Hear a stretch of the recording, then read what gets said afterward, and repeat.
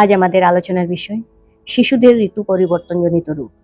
এই আলোচনায় আমার সাথে রয়েছেন শিলচর সতীন্দ্রমোহন দেব অসামরিক হাসপাতালের বিশিষ্ট শিশুরোগ বিশেষজ্ঞ ডক্টর হামিদা সুলতানা আহমেদ। নমস্কার। নমস্কার। যেহেতু আমরা ঋতু পরিবর্তনের দিকে যাচ্ছি, তো আমি প্রথমে আপনার কাছে যেটা জানতে চাইবো যে ঋতু পরিবর্তনের সাথে সাথে শিশুদের মধ্যে অনেক ধরনের রোগ দেখা দিতে পারে, তো এই বিষয়ে যদি আপনি বলেন। ঋতু পরিবর্তনের সাথে সাথে শিশুদের মধ্যে কিছু রোগ বেশি দেখা যায়, স্পেশালি আপনার যখন ঠান্ডার সিজনটা আছে, এখন যেটা ঋতু আসছে ঠান্ডার ঋতু, তো এইটাতে আমাদের কি রোগগুলা বেশি দেখা যায়, যেগুলো ফ্লু আমরা বলে থাকি বা ইনফ্লুয়েঞ্জা, আবার কমন কোল্ড বা নর্মাল যেটা সর্দি খাসি ওইটা। ছোট বাচ্চাদের ক্ষেত্রে আপনার ব্রঙ্কিওলাইটিস হতে পারে। ব্রঙ্কিওলাইটিস এমন একটা রোগ যেটাতে সর্দি খাসির সাথে সাথে আপনার শ্বাসকষ্ট হয়ে যায়। এরপরে আপনার নিউমোনিয়া হতে পারে। নিউমোনিয়াটা একটা অ্যাকচুয়ালি ব্যাকটেরিয়াল ইনফেকশন, ওইটাতেও শ্বাসকষ্ট হয়ে যাবে জ্বর সর্দি খাসির সাথে সাথে। এরপরে আপনার ডায়রিয়া বা দাস্ত যেটাতে, ওটার সাথে ভমিটিংও থাকতে পারে, এগুলা রোগ বেশি হয়। এরপরে আপনার যাদের অলরেডি হাঁপানি রোগটা আছে, ওদের কি হয় এই সিজনটাতে এই হাঁপানির অ্যাটাকটা বেশি করে হতে পারে। প্লাস আপনার কিছু নাক কান গলার অসুবিধা হতে পারে, যেমন কান থেকে পুঁজ পড়া বা আপনার গলার মধ্যে ব্যথা হওয়া, গলার খুসখুসি করা, ওইগুলো অসুবিধা দেখা দিতে পারে। এই ঋতু পরিবর্তন কিভাবে শিশুদের রোগ প্রতিরোধ ক্ষমতাকে দুর্বল করে দেয়? ঋতু পরিবর্তনের সাথে সাথে অ্যাকচুয়ালি কি হয়, যেগুলা ভাইরাস আছে, যেগুলা এই রোগগুলা করছে, ওইগুলা ওই আমাদের পরিবেশে বেশি সময় ধরে জীবিত থাকতে পারে। তো ওদের যেটা পপুলেশন আছে ওইটা অনেক বেশি বেড়ে যায়। তাহলে যে রোগ প্রতিরোধ ক্ষমতা দিয়ে আগে রোগটাকে ঠেকানো গেছে, এখন ওই রোগটাকে আর ঠেকানো যাচ্ছে না, তো বাচ্চাটার সংক্রমণ হয়ে যাচ্ছে রোগটা। এটা আপনার হচ্ছে ভাইরাস বা ব্যাকটেরিয়াগুলো যখন বেড়ে যাচ্ছে, ওদের পপুলেশনটা বেড়ে যাচ্ছে, তো ওরা বেশি জুড়ে মানে অ্যাটাকটা করছে, এই জন্য আপনার রোগগুলা বেশি হচ্ছে। মানে এটা সব বাচ্চাদের ক্ষেত্রে হতে পারে? সব বাচ্চাদের ক্ষেত্রেই হতে পারে, কিন্তু যদি বাচ্চারা রোগ প্রতিরোধ করার জন্য কিছু স্টেপস নিয়ে নেয়, যেটা আমরা পরে ডিসকাস করব, তখন আপনার ওই জিনিসগুলো কম হবে। তো আপনি যে রোগগুলির কথা বললেন, ফ্লু, ধরুন কানের ব্যথা, গলার ব্যথা, নিউমোনিয়া, তো এই রোগগুলোর যদি লক্ষণগুলো, আচ্ছা মানে কিভাবে বোঝা যাবে এই বাচ্চার এই হয়েছে? আচ্ছা, তো আমি ফার্স্টে যেটা ফ্লু বলেছিলাম, ফ্লুতে আপনার কি হবে, বাচ্চার জ্বর সর্দি খাসি থাকবে, জ্বরটা খুব বেশি মানে হাই টেম্পারেচার হবে, ওটার সাথে আপনার গায়ে ব্যথা, মাংসপেশিগুলোতে চিবানো কামড়ানো ওইগুলা থাকবে, ভমিটিংও থাকতে পারে অনেক ক্ষেত্রে। এরপরে আপনার যেটা কমন কোল্ড, যেটা এমনি সর্দি খাসি, ওটাতে সর্দি খাসি সামান্য জ্বর এরকম হবে। এরপরে আপনার ব্রঙ্কিওলাইটিস যেটা বলেছিলাম, ওটাতে আপনার জ্বর হবে, সর্দি খাসি, নাকে কনজেশন থাকবে, ওটার সাথে সাথে আপনার শ্বাসকষ্টটা হয়ে যাবে। শ্বাসকষ্ট যেটাকে আমরা কিভাবে বুঝবো যে শ্বাসকষ্ট হচ্ছে, ওটার মধ্যে আপনার বাচ্চাটা যেটা নর্মাল আপনার শ্বাস নিতে ছিল, ওটা থেকে বেশি ঘনে ঘনে শ্বাসটা নিবে, আর আপনার যেটা বুকের মাড়ি আছে এটা ভিতরে ঢুকে যাবে, তখন আমরা বুঝবো যে এটা শ্বাসকষ্ট হচ্ছে। তো এই শ্বাসকষ্টটা আপনার নিউমোনিয়ার ক্ষেত্রেও হতে পারে, এটা আপনার ডক্টর দেখলে বুঝবে যে কিসের জন্য শ্বাসকষ্টটা হচ্ছে। এরপরে আপনার যাদের হাঁপানি রোগ ছিল, ওদের হাঁপানির অ্যাটাকটা যদি আসে, তখন ওদের কি হবে, ওদেরও শ্বাসকষ্ট হবে, আর জোরে জোরে শব্দ করে ওরা শ্বাসটা নিবে, যেটাকে আমরা হুইজিং বলি। এরপরে ওদের শ্বাসকষ্ট না হয়ে খালি খাসিটাও বেড়ে যেতে পারে, যেটা ভোরবেলা বা রাত্রিবেলা বেশি হয়, এগুলা হবে। এরপরে ডায়রিয়া যেটা বলেছিলাম, ডায়রিয়াতে আপনার কি হবে, জল জাতীয় পাতলা পায়খানাটা হবে, এটা একদম জল জাতীয় হবে, বেশিবার হবে, ওটার সাথে সাথে আপনার ভমিটিংও থাকতে পারে। এরপরে হলো আপনার কানের যে বলেছিলাম, কানে মিডিয়া ইনফেকশন হলে আপনার পুঁজ, কানে ব্যথা, জ্বর, পুঁজ, এগুলা কান থেকে পুঁজ বের হবে, বা আপনার গলায় ব্যথা, গলার কুচকুচি, কথা খাওয়াটা গিলতে না পারা, এগুলো অসুবিধা দেখা দিবে। নাক বন্ধ হয়ে যেতে পারে, মানে সর্দি হলে তো নাকটা বন্ধ হয়ে যায়, যে কোনো আপনার যদি মিডিয়া ইনফেকশনই হোক বা এমনি সর্দি হোক, তখনই আপনার নাকটা বন্ধ হয়ে যাবে। আর নিউমোনিয়ার ক্ষেত্রে আপনার জ্বর থাকবে, হাই ফিভার, বাচ্চাটা দেখলে বোঝা যাবে বাচ্চাটা অসুস্থ।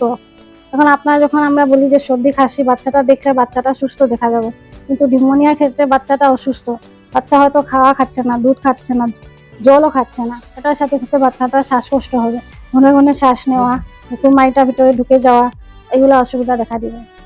এটা কত বছরের পর্যন্ত এটা হতে পারে বাচ্চাদের? মানে একদম ছোট বাচ্চা থেকে, যারা অ্যাকচুয়ালি মাতৃদুগ্ধ পান করছে বাচ্চারা, ওদের ক্ষেত্রে তো কমই হয়, অ্যাকচুয়ালি হয় না, জেনারেলি খুবই কম হয়, কিন্তু যারা ভারতে ভ্যাকসিন নেয় না, ওদের হয়ে যেতে পারে। তো এটা সব বছরের বাচ্চারারই বেশি হতে পারে। আর যেটা ব্রঙ্কিওলাইটিস বলেছিলাম, ওইটা আপনার 8 মাস, 6 মাস, 1 বছরের নিচে যারা বাচ্চারা আছে, ওদের বেশি হয়। এইসব রোগ দেখা দিলে কি হাসপাতালে নিয়ে যেতে হবে না কোনো ঘরোয়া উপায় আছে? এখন আপনার বাচ্চা যদি বড় হয় 5 বছরের উপরে হয়, তখন আপনি ঘরে ট্রাই করে দেখতে পারেন যে জ্বরের জন্য প্যারাসিটামল আর খাসির জন্য ঘরে বানানো আদা মধুর রস এগুলা দিয়ে আপনি দেখতে পারেন। যদি আপনার 2-3 দিনে ভালো হচ্ছে না, আরো খারাপ হয়ে যাচ্ছে বা শ্বাসকষ্টের মতো ভাব দেখা দিচ্ছে, তখন আপনি তৎক্ষণাৎ ডাক্তারের কাছে নিয়ে যেতে লাগবে। আর যেগুলো বাচ্চা ছোট, নিওনেট বা ইনফ্যান্ট, নিওনেট মানে জন্মের পর থেকে 28 দিন পর্যন্ত আমরা নিওনেট বলি, ওইগুলা বাচ্চা যদি একটু জ্বরও হয় তখন আপনি নিয়ে যেতে হবে ডক্টরের কাছে। বা ইনফ্যান্ট যেগুলো আছে ওইগুলা যদি জ্বর সর্দি খাসি হলেও আপনারা উচিত যে ডাক্তারের কাছে নিয়ে পরামর্শটা নিয়ে নেন। আচ্ছা আচ্ছা। তো ডাক্তারের কাছে যেতেই হবে না, মানে 1-2 দিন দেখা যাবে, মানে 1-2 দিন বড় হয়তো বাচ্চার ক্ষেত্রে আপনি 2-3 দিন দেখতে পারেন, কিন্তু ছোট যেটা ছোট, বলেছি যে যারা নিওনেট যেটা বলেছি ওটা জ্বর হলে কিন্তু আপনারা ঘরে দেখবেন না, এটা নিয়ে যাবে তৎক্ষণাৎ মানে আশেপাশে আমাদের যে সরকারি হাসপাতাল সরকারি আছে হাসপাতাল নিয়ে আছে যাওয়া ওখানে নিয়ে যাবে। যাবেন। মানে এক কথায় ডাক্তারের কাছে যাওয়াটাই উচিত ডাক্তারের কাছে যাওয়াটাই উচিত বাচ্চাদের ক্ষেত্রে। বাচ্চাদের। একটু বড় বাচ্চা হলে আপনি 2-3 দিন দেখতে পারেন, কিন্তু যেটা ছোট বাচ্চা ওটার ক্ষেত্রে আপনি মানে রিস্কটা নিতে পারবেন না, কি আপনি তো নাও বুঝতে পারেন যে এটা বন্টিওলাইটিস হয়েছে কিংবা মানে নিউমোনিয়া কি হয়েছে সেটা সহজে বোঝা যাবে না, সম্ভব না। তখন আর এটা যেটা বলেছি 1 মাসের নিচের বাচ্চারা, 1 মাসের নিচের বাচ্চারা যদি জ্বর হয় তৎক্ষণাৎ নিয়ে যাবে উচিত। আর যেটা বলেন ডায়রিয়ার ক্ষেত্রেও তো, ডায়রিয়ার ক্ষেত্রে আপনি ওআরএস দিয়ে দেখবেন, যদি আপনার বাচ্চা পেচ্ছাপ ঠিক মতো করছে, বাচ্চা খেলাধুলা করছে, ওআরএস খাচ্ছে, ডায়রিয়া কমে আসছে, তাহলে তো না গেলেও হবে। কিন্তু যদি দেখা যাচ্ছে ডায়রিয়া বেড়ে যাচ্ছে, পেচ্ছাপ কমে আসছে, তখন আপনি ইমিডিয়েট নিয়ে যেতে লাগবে। মানে ওআরএস বলতে আপনি যেটা বলছেন, যেটা অরেল রিহাইড্রেশন সলিউশন, যেটা সরকারিভাবে পাওয়া যায়, ফার্মেসিতেও পাওয়া যায়, এটার জন্য আমার ভিডিও আছে কিরকম ভাবে ওআরএস বানাতে লাগে। এটা তৈরি নিয়েও যদি একটু বলেন। ওইটা অ্যাকচুয়ালি একটা বড় চ্যাপ্টার। মার্কেটে যেটা আসে বা গভর্নমেন্ট সাপ্লাই যেটা বড় প্যাকেট আসবে, ওইটা 1 লিটার জলে গুলতে হবে। আর ছোট প্যাকেট যেটা 4 গ্রামের প্যাকেট আসে, 4.4 গ্রাম, ওটা 200 ml গুলতে হবে। তো গুলাটা মেইন আর কি, ওরকম ভাবে না গুললে আপনার ডায়রিয়াটা কমবে না। সেজন্যই বলছি, মানে যদি এটা মানে ঠিক ভাবে তৈরি করা না হলে তাহলে তো কাজে আসবে, তখন আপনার ডায়রিয়া বাড়তেও পারে। তো ওটা জানা উচিত, যে কোনো মায়েদের এটা বিশেষ করে জানা উচিত। মানে ওই যে বাচ্চা ছোট বলে আধা প্যাকেট কেটে আধা লিটার জলে গুলাটা, ওটা হয় না। ওটা বড় যেটা প্যাকেট থাকবে 1 লিটার জলেই গুলতে লাগবে। আর বাচ্চাকে একবার লেটির করার পরে যতটুকু খাওয়ানোর জন্য ডক্টর পরামর্শ দিবে ততটুকু খাওয়াতে হবে। মানে একবার গুলে নিলে তারপর বারবার খাওয়ানো যাবে? বারবার খাওয়ানো যাবে আপনার 24 ঘন্টা পর্যন্ত। 24 ঘন্টার পরে ওইটাকে ফেলে দিতে হবে। বা আপনি যদি রেডিমেড ওআরএসও কিনে, ওটা ঢাকনা খোলার পরে 24 ঘন্টা পরে ওটা ফেলে দিতে লাগবে। মানে তার আয়ুকাল 24 ঘন্টা পর্যন্ত, তার বেশি এটা ব্যবহার করা যাবে না। তো আমরা এই রোগগুলো যদি বাচ্চাদের না হয়, আগে থেকে যদি আমরা প্রতিকার করতে পারি তাহলে তো নিশ্চয়ই ভালো। তো এটা কিভাবে করা যায়? এই রোগগুলো যাতে বাচ্চাদের না হয়, যেটাকে আমরা মেডিকেল ভাষায় প্রিভেনশন বলে থাকি, ওইটা খুব বেশি জরুরি। এটার জন্য আমাদের অনেকগুলা কিছু স্টেপস আছে যেগুলো আমরা নিতে হবে। ওটার মধ্যে 1 নম্বরে আমি বলতে চাইবো যেগুলা ভ্যাকসিনেশন বা টিকাকরণ যেটা আছে। তো টিকাকরণ যেটা সরকারি টিকাকরণ যেটা কার্যসূচি আছে, ওইটার মধ্যে আপনার যে ডায়রিয়া, রোটা ভাইরাস, নিউমোনিয়া, এগুলা ভ্যাকসিন অলরেডি আছে। তো ওইগুলা যদি ভালো করে কেউ দেয়, ডায়রিয়া নিউমোনিয়া থেকে বাঁচতে পারবে। এরপরে সেগুলো ফ্লুর জন্য একটা ভ্যাকসিন আছে যেটাকে আমরা বলি ফ্লু ভ্যাকসিন। ওইটা আমরা 6 মাস থেকে 5 বছর পর্যন্ত বাচ্চাদেরকে প্রতি বছরেই দিলে ভালো। ওইটা বছরে একবার। তো ওইটা সরকারিভাবে অ্যাভেলেবল না, ওইটা আপনি প্রাইভেটে নিয়ে মারতে হবে। তো ওইটা মারলে আপনার ফ্লু জিনিসটা কম হবে। এখন যাদের রিস্ক আছে, যেরকম এসমা, হাঁফানি রোগী, তো ওদের 5 বছরের উপরেও আমরা ওইটাকে অ্যাডভাইস করি, যাতে কি হয় যখন বাচ্চাদের ফ্লু হয়ে যায় তখন আপনার হাঁফানি অ্যাটাকটা এসে যায়, বেশি হয়। তো এই জন্য আমরা ওই ভ্যাকসিনটা 5 বছরের উপরে হলেও ওদের ক্ষেত্রে আমরা ওইটা অ্যাডভাইস করবো। আর এমনিতেই 5 বছর উপরে হলেও আপনি দিতে পারেন, দিলে কোনো ক্ষতি না, ভালোই হবে। 2 নম্বর পয়েন্টটা হলো হাইজিন বা আপনার পরিষ্কার পরিচ্ছন্নতা যেটাকে বলি, ওইটা খুবই ইম্পর্টেন্ট। এটা যখন বাচ্চা এরকম সিজন আসবে, জ্বর সর্দি কাশি হবে, বাচ্চারা হাঁচি দিবে, তো হাঁচি দেওয়ার সময় রুমাল দিয়ে নাকটা ঢেকে নেওয়া, মুখটা ঢেকে নেওয়া, প্লাস আপনার সর্দিটা হাত দিয়ে সাফা না করে রুমাল দিয়ে বা টিস্যু পেপার দিয়ে সাফা করা। আর এটার পরে আপনি হাতটা সাবান দিয়ে ভালো করে ধুয়ে নেওয়া। আর খাওয়ার আগে আপনার হাত সাবান দিয়ে ধুয়ে নেওয়া, খাওয়ার বাসনগুলা ভালো করে ধুয়ে নেওয়া, তখন আপনার ডায়রিয়া জাতীয় যেটা অসুবিধা আছে ওইটা কম হবে।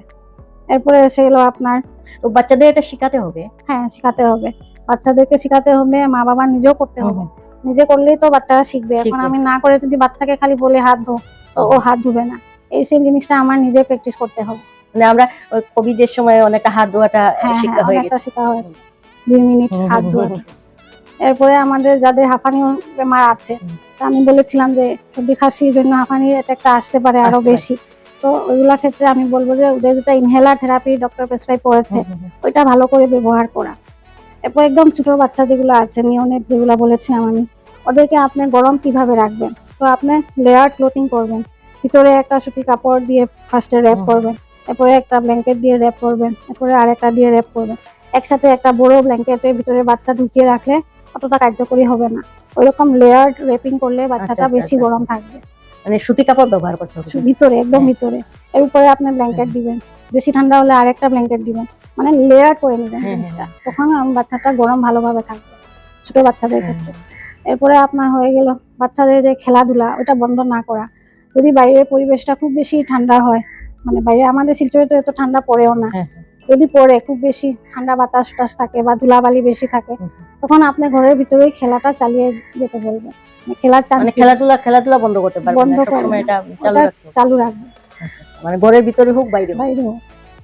মানে এই সময়টাতে যে একটা ধুলা, হ্যাঁ যেটা বাইরের যে ধুলা আসে, সেটা থেকেও তো নাক বন্ধ হয়ে যায়, গলা হ্যাঁ, যাদের infection অ্যালার্জি হয়। প্রবলেম হ্যাঁ, আছে, যেটাকে আমরা অ্যাটোপি বলি, হ্যাঁ, হ্যাঁ। যেমন অ্যাসমার ক্ষেত্রেও, এই জন্য হ্যাঁ, অ্যাসমা একটা বেশি আসে ঠান্ডার দিনে। মানে কি বাতাসে ধুলা, তারপরে অ্যালার্জেন যেটাকে বলি আমরা, পলেন্স বলি, এগুলো বেশি থাকে। এই জন্য যাদের সর্দি বা অ্যাসমা প্রবলেম আছে, ওদের জন্য বাইরে গেলে মাস্ক লাগিয়ে যাওয়াটা বেশি দরকারি মাস্ক ব্যবহার করাটা উচিত। উচিত। আচ্ছা, কানের ব্যথার ক্ষেত্রে কিভাবে বুঝে যাবে যে বাচ্চাটার কানে ব্যথা হয়েছে? বড় বাচ্চা হলে তো বলবে যে বলবে, আমার হ্যাঁ, কানে ব্যথা বলবে। হচ্ছে। আর ছোট বাচ্চা হলে দেখুন কাঁদবে, খুব বেশি করে কাঁদবে, খাওয়া দাওয়া খাবে না বা জ্বর এসে যাবে, কাঁদবে বাচ্চাটা। তখন আপনি এরকম কানের মধ্যে হাত দিলে কাদাটা দেখবেন বেড়ে যাচ্ছে। আপনি তো বুঝতে পারছেন না, না হ্যাঁ, বাচ্চা কেন কাঁদছে, হ্যাঁ, হ্যাঁ। আপনি এরকম কানের মধ্যে হাত দিলে দেখবেন কাদাটা বেড়ে যাচ্ছে, তখন বুঝবেন যে কানের জন্য কানে হয়তো বাচ্চাটা কিছু কাঁদছে। হয়েছে, বা কানটা দেখে নিলেও তো কিছু বোঝা যাবে। হ্যাঁ, অনেক সময় বোঝা যাবে, অনেক সময় নাও বোঝা যেতে পারে, তখন আপনি ইএনটি স্পেশালিস্টকে দেখাতে হ্যাঁ। হবে। এরকম ধরলেই যদি কানে বাচ্চাটা কান্না বেড়ে যায় বা কানে ব্যথা হয়, তখন আপনি ইএনটি স্পেশালিস্টকে একবার দেখিয়ে নেবেন। মানে যে কোনো একটা সমস্যা দেখা দিলেই ডাক্তারের কাছে যাওয়াটা খুব বেশি কার্যকরী। বাচ্চাদের ক্ষেত্রে মানে জরুরি, হ্যাঁ, কারণ কি আপনি তো সব জিনিস সব বুঝতে বোঝা পারবেন যায় না। না। হ্যাঁ, কিছু জিনিস যেমন বললাম, সামান্য সর্দি কাশি হলে আপনি ট্রাই করে দেখতে পারেন, 2-3 দিনে ভালো না হলে আপনি নিয়ে যাবেন। বা ছোট বাচ্চাদের ক্ষেত্রে আর ট্রাই করে না দেখাটাই ভালো। আচ্ছা, এবার যদি আমরা একটু বাচ্চাদের খাওয়া দাওয়ার ক্ষেত্রে আসি, এবার কিভাবে পুষ্টিকর খাদ্য খাওয়ানো যায়, কি কি খেতে হবে, এবং কিভাবে মানে খাওয়া দাওয়া করলে বাচ্চারা ভালো থাকবে, সুস্থ থাকবে? হ্যাঁ, খাওয়া দাওয়াটা আমি যে আপনার প্রতিরোধ যেটা হ্যাঁ, বলেছি, হ্যাঁ, ওটার মধ্যে খাওয়া দাওয়াটাও অ্যাকচুয়ালি এসে যায়। হ্যাঁ, হ্যাঁ। তো খাওয়া দাওয়াটা আপনার পরে কোয়েশ্চেন ছিল বলে আমি একসাথে বলিনি। হুম। তো খাওয়া দাওয়াটা খুবই জরুরি। একটা বাচ্চাকে আমরা ব্যালেন্সড ফুড বা সুষম খাদ্য হ্যাঁ, দিব, হ্যাঁ। সুষম খাদ্যটা দিব। বাচ্চা যখন বয়স থাকবে 6 মাসের নিচে, তখন বাচ্চা শুধু মাতৃদুগ্ধই পান করবে। যখন ওর জ্বর বা কিছু হয়, তখন মাতৃদুগ্ধটা ঘনে ঘনে ও পান করবে। তখন কি হবে, মাতৃদুগ্ধ থেকে অ্যান্টিবডি পাবে রোগটাকে প্রতিকার করার জন্য। তো মাতৃদুগ্ধটা বেশি বেশি করে খাবে। জেনারেলি 6 মাসের নিচে বাচ্চারা যারা মার দুধ খায়, শুধু মার দুধই খায়, হ্যাঁ, হ্যাঁ। ওদের ডায়রিয়া এগুলা প্রবলেম কম হয়। কম হয়। কিন্তু যদি হয়ে যায়, তখন আপনি আরো বেশি বেশি করে মাতৃদুগ্ধ পান করালে এটা তাড়াতাড়ি ধরা দিবে। এক কথায় মায়ের দুধ খেলে এটা মানে বাচ্চারা সুস্থ থাকে। হ্যাঁ, সুস্থ থাকবে। আচ্ছা, এক্ষেত্রে একটা কথা বলা দরকার যে অনেক মায়েদের দুধ পায় না বাচ্চারা, তখন সেই বাচ্চাগুলো কি করবে, মানে কি করা উচিত? হ্যাঁ, মার দুধ পায় না, এটা একটা বড় সমস্যা। ওইটার জন্য আপনার স্পেশাল টেকনিক আছে, কোন পজিশনে বাচ্চা মাকে দুধ খাওয়াবে, মা বাচ্চাকে দুধ খাওয়ানোর ধরার পজিশন আছে, লোয়ার পজিশন আছে, ওইগুলো শিখতে হবে আপনার।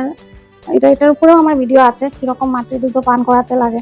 প্লাস আপনার যে স্বাস্থ্যকর্মী থাকবে, ওদের কাছ থেকে শিখে নেবেন যে দুধটা কিরকম পান করাতে লাগে।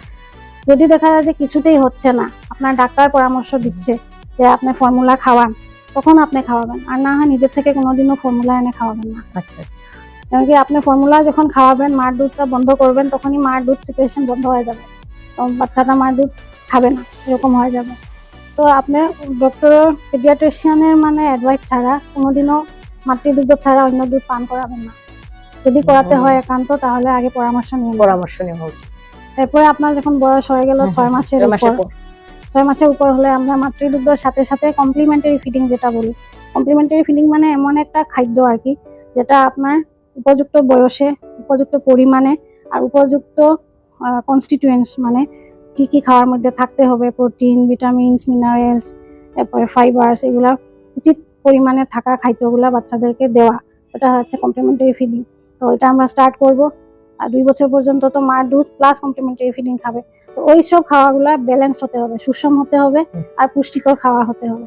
আর জাঙ্ক ফুডগুলা টোটালি অ্যাভয়েড করতে হবে, জাঙ্ক ফুড যেটাদের প্রতি বাচ্চাদের আগ্রহ বেশি। হ্যাঁ, ওটা থেকে আপনার প্রিভেন্ট করতে হবে।